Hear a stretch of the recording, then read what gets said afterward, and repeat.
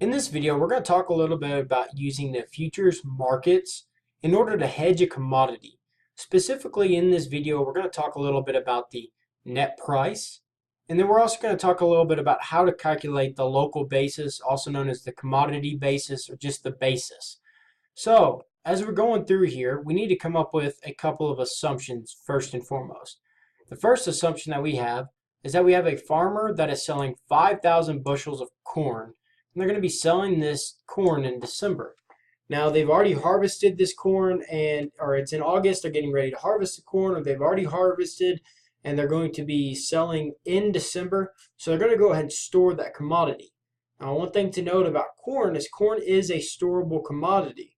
So whenever we talk about stuff like corn, the current price does kind of come into play a little bit more versus if we were talking about something like milk, which is more or less not a non-storable good. It doesn't really matter what the cash price is today because they're not going to be able to store that good anyways, or they're going to need it at a future date. We're also going to establish that this farmer's break-even is at $3.50 a bushel, and we are currently in August. Now, something we need to talk about, this farmer, because they are selling that good, the seller is worried about cash prices dropping. They're worried about the price that they're going to receive for their commodity falling. So because they're worried about it falling, they're wanting to kind of secure those prices at a slightly higher price. So what they're going to do is they're going to use a short position. By using a short position, they are hoping to offset any loss or any falls or drops in the cash market with gains in the futures market. Remember, with the short position, what we are going to do is we are going to sell a futures contract at a set price. And if we are going to sell it at, say, 135, and the price then, so you sell here, and the price falls to 125, you buy back that commodity later at that 125, and you've profited $10 off of it. You sold at 135, and then you bought at 125, so you bought low, sold high. So you are making a profit if prices fall. So keep that in mind as we go through this. So now let's kind of dive into an example, shall we? So in this example, we are going to be looking at August right now, and in August we say, well, the cash price for corn is, say, 305. And currently the futures price is $3.95. Well, what this means is that the local basis, or that commodity basis, is 10 cents over. The commodity basis is going to be equal to the cash price minus the futures. So the basis is equal to cash minus futures. So whenever we establish that, we look at the cash price. In this example, the cash price is at 405. 405 minus the futures price of 395. That actually gives us 10 cents. And because that is a positive 10 cents, we say it is actually 10 cents over, meaning that the cash price is 10 cents over the futures price. So that's how we calculate basis. And if we look over here now, so we're in August now, and we know we are going to be selling 5,000 bushels of corn in December. We know we need to sell it in December.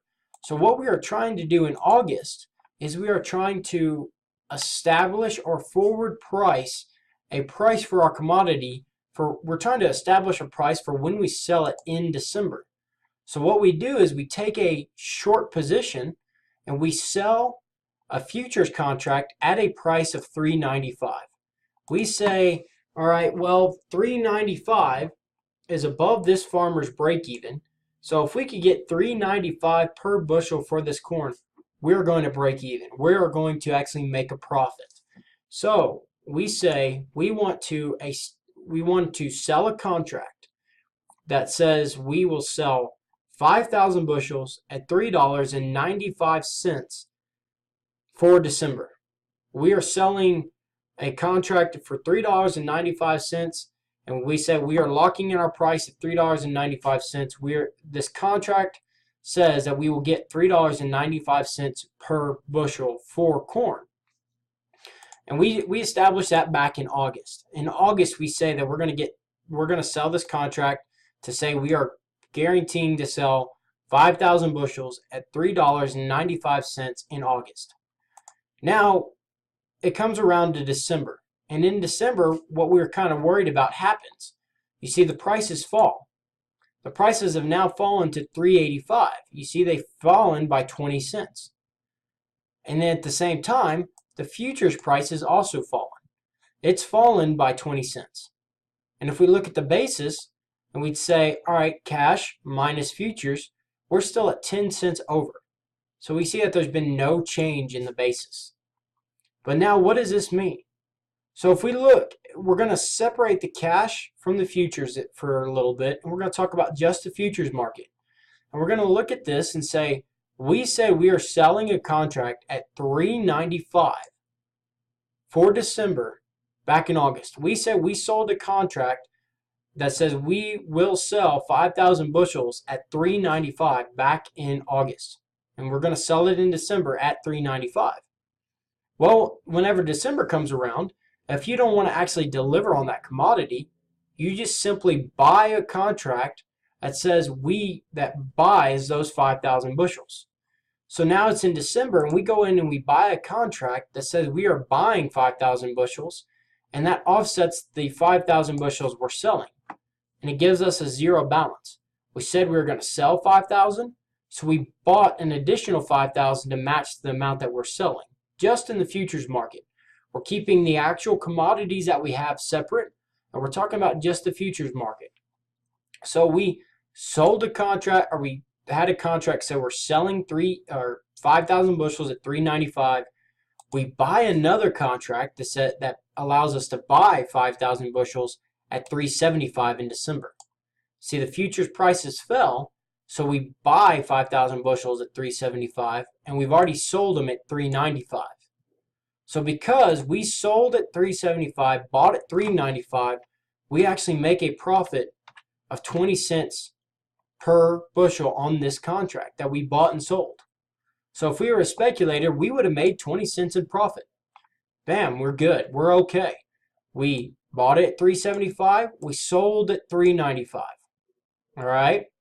So, but we still have, and all we're doing is we're buying and selling pieces of paper here. But guess what? We still have that contract. We still have those commodities. We still had that 5,000 bushels that we stored up until December. We still got to sell those 5,000 bushels. Well, where do you sell those 5,000 bushels at? You sell it in the cash market. You still have that commodity. You still have that physical 5,000 bushels that you need to sell. So where do you sell it at? You sell it anywhere you sell normally that you sell commodities. You sell it at the cash market. So we sell it in December at the cash market at a cash price of $3.85. So we still sell that commodity at a price of $3.85. So guess what? Now we sold the commodity at $3.85 in the cash market. We profited 20 cents in the futures market. The net price that we walk away with, the net amount that we sold that for, is we take the $3.85 that we sold in the cash plus the 20 cents that we profited in the futures, and that gives us a net price of $4.05. Sorry, $4.05.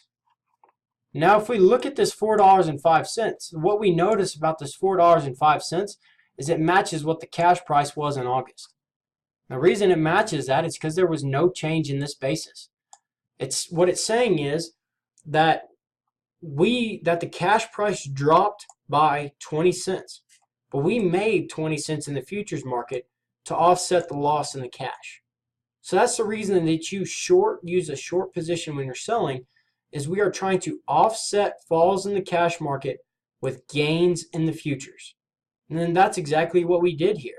We took a fall in the cash market, but we took a gain in the futures market by shorting it and we're going to add that futures price, that profit in the futures price, back to the net price, or to that cash price, to come up with a net price of 405 in this example. So let's look at another example real quick, and it's going to be along the same lines, but now what if prices actually don't fall? They go up. So remember that the seller is worried about cash prices dropping. You're selling a good, you want to sell at the highest possible price. You want prices to actually rise. So let's see an example where the prices actually rise. So again, we have we have the same farmer selling 5,000 bushels. They're going to be selling their 5,000 bushels in December, so they need a December contract. So they look at it and they say, all right, the December contract is worth $3.95 right now. The cash price is worth $3.85, and we're worried about the prices falling.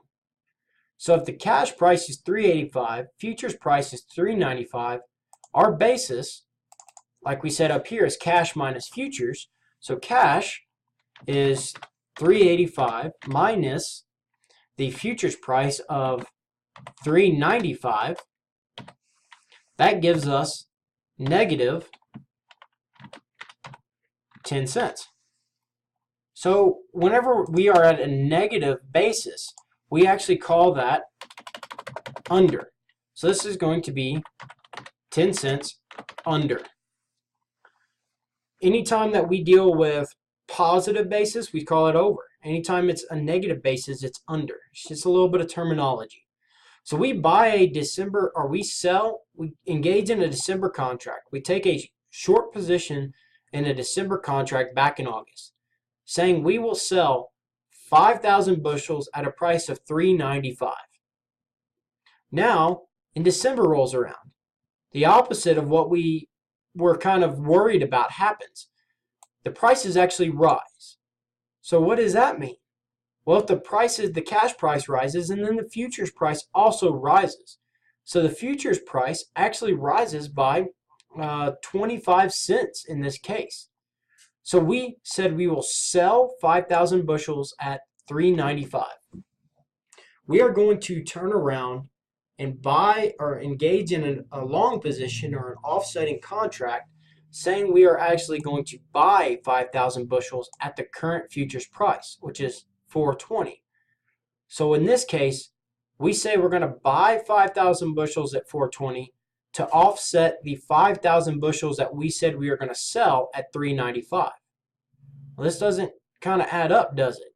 You say you're going to buy at $4.20, but you're selling at $3.95. You lost money. That's the way the futures market can go sometimes. Because you shorted it, you said we will sell at $3.95, but because the the futures price rose to $4.20, you have to buy that offsetting contract to cover the 5,000 bushels you guaranteed to sell. You said I guarantee to sell 5,000 bushels, so you buy another contract saying that I'm guaranteeing to buy 5,000 bushels, and it offsets those contracts to where you no longer are obligated to sell 5,000 bushels or even buy 5,000 bushels because you offset them. But you said you bought 5,000 bushels at $4.20, you sell it at $3.95. Well, unfortunately, you lost money. You lost 25 cents in this case. But what do you sell? But you still have that 5,000 bushels sitting in your storage, in your grain elevator. You've got to sell those 5,000 bushels. Where do you sell them at? Well, again, you sell them in the cash market. So you sell them at $4.05. So you sell it at $4.05. And I'm going to move this up real quick and add a little box down here. And we're going to do the same process where we're going to say we sold sold the actual physical commodity at $4.05 in the cash market. We actually lost money in the futures. So we lost 25 cents in the futures.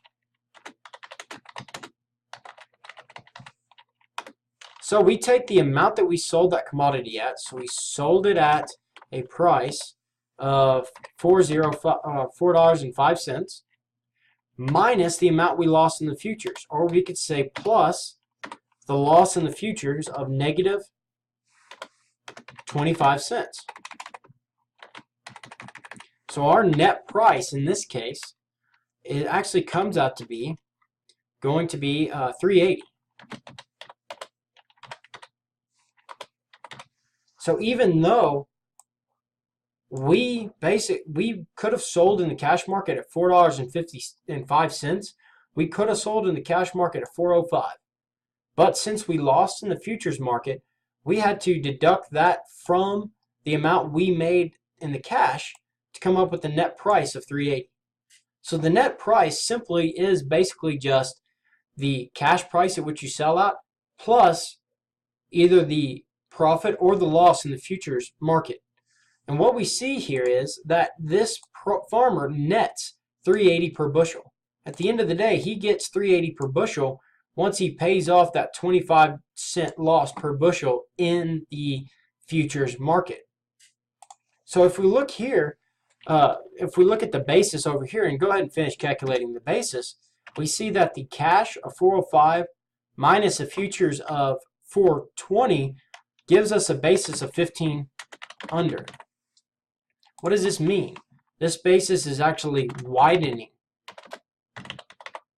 or it's known as weakening. It's widening or weakening because this basis is actually becoming more negative. It's becoming further negative. Whenever you are shorting the commodity or you're short at using the short position, you actually want this basis to narrow or strengthen. You want it to actually become more positive. Because if we look at what happens here, we lost 25 cents in the cash or in the futures market, and the cash price only rose by 20 cents. So we actually lost more in the futures than what we gained by the rise in the cash price.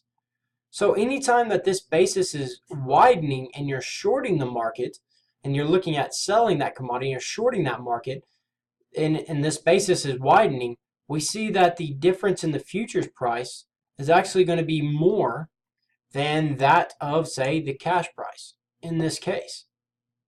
So hopefully this net price example, this video will help you in kind of clarifying a couple things. In this video, we talked about how to calculate the net price. And a couple things to remember on the net price is that you sell the commodity in the cash price, at the cash price here of what it is in December. And you take either the money you made or lost in the futures market, add that to the cash price to come up with your net price. And that the basis is simply the cash minus the futures price.